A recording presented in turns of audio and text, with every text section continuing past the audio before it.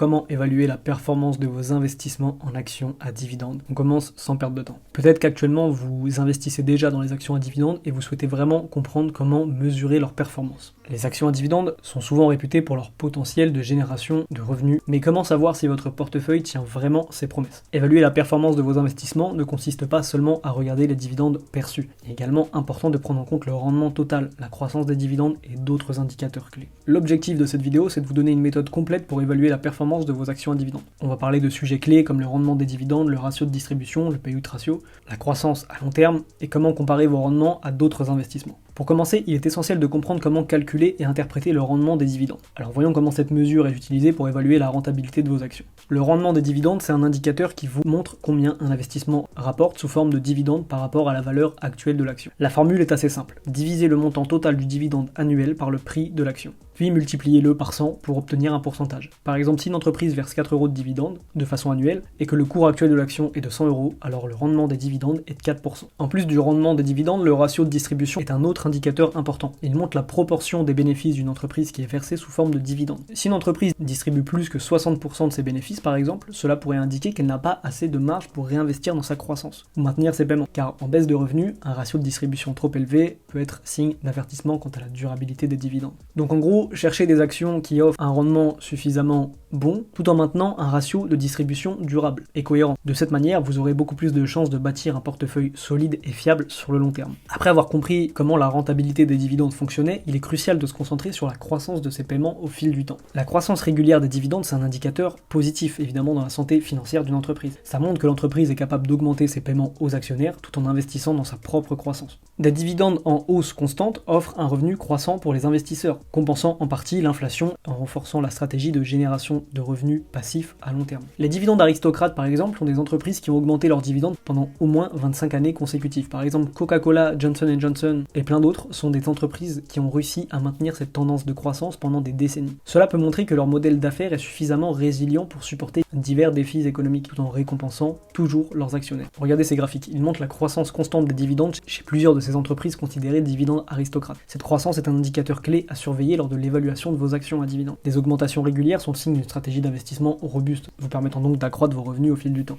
Évaluer la performance de vos investissements ne se limite pas à regarder les dividendes, il faut également prendre en compte la croissance du capital. C'est là que le rendement total entre en jeu. Le rendement total, c'est la somme du rendement des dividendes et de l'appréciation du cours de l'action. Par exemple, si une action rapporte 3% en dividendes et que sa valeur augmente de 5% au cours d'une année, alors le rendement total sera de 8%. Cette approche est cruciale parce qu'elle permet d'avoir une vision globale des bénéfices générés, en tenant compte non seulement du revenu passif des dividendes, mais aussi de l'appréciation de l'investissement initial. Comparer le rendement total de vos actions à dividendes à d'autres investissements peut vous aider à évaluer leur performance relative. Les actions à dividendes ont souvent un rendement total supérieur aux obligations sur le long terme, en raison de leur potentiel de croissance. Cependant, c'est également utile de comparer ces rendements à un indice de référence, comme le S&P 500 par exemple, pour vous assurer que vos investissements sont cohérents avec le marché. Le fait d'investir dans les actions à dividendes vous permet, entre guillemets, d'avoir le meilleur des deux mondes. Vous bénéficiez à la fois de la croissance des dividendes et de l'appréciation du cours des actions, en admettant que vous ayez bien fait votre travail de sélection d'actions juste avant, évidemment. Pour évaluer la performance de vos investissements en actions à dividendes, vous devez évidemment regarder tout un tas d'autres indicateurs financiers qui vous indiqueront la santé d'une entreprise. Parmi ces indicateurs, on aura le PER,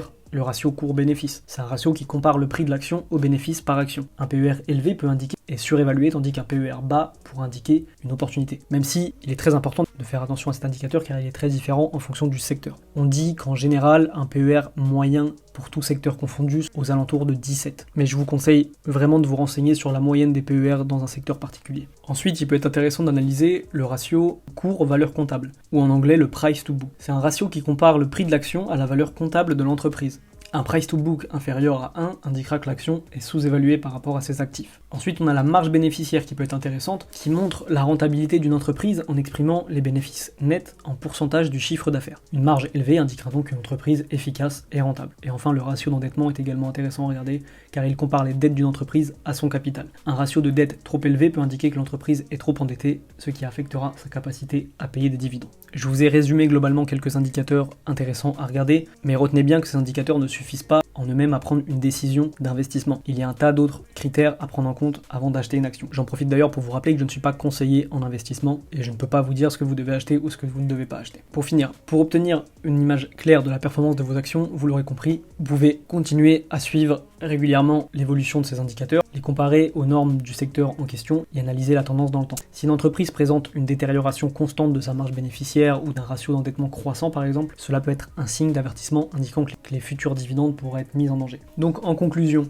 on a vu que le rendement des dividendes et le ratio de distribution donnent un aperçu rapide de la rentabilité et de la durabilité des paiements, que la croissance constante des dividendes au fil du temps montre la solidité financière d'une entreprise et sa capacité à offrir un revenu passif croissant, que le rendement total qui combine l'appréciation du capital et le rendement des dividendes donne une image plus complète de la performance globale, et que les ratios comme le PER, le price to book, la marge bénéficiaire et le ratio d'endettement aident à évaluer la stabilité financière d'une entreprise et sa capacité à continuer à verser des dividendes. Quoi qu'il arrive, avant d'investir, assurez-vous que chaque entreprise dans laquelle vous mettez votre argent a un modèle d'affaires solide, une rentabilité durable et qu'elle est alignée sur vos objectifs financiers à long terme. Sur ce, j'espère que cette vidéo aura pu vous être utile. N'hésitez pas à me dire dans les commentaires ce que vous en avez pensé. Je vous remercie d'être resté jusqu'au bout et je vous dis à bientôt dans une prochaine vidéo. Ciao!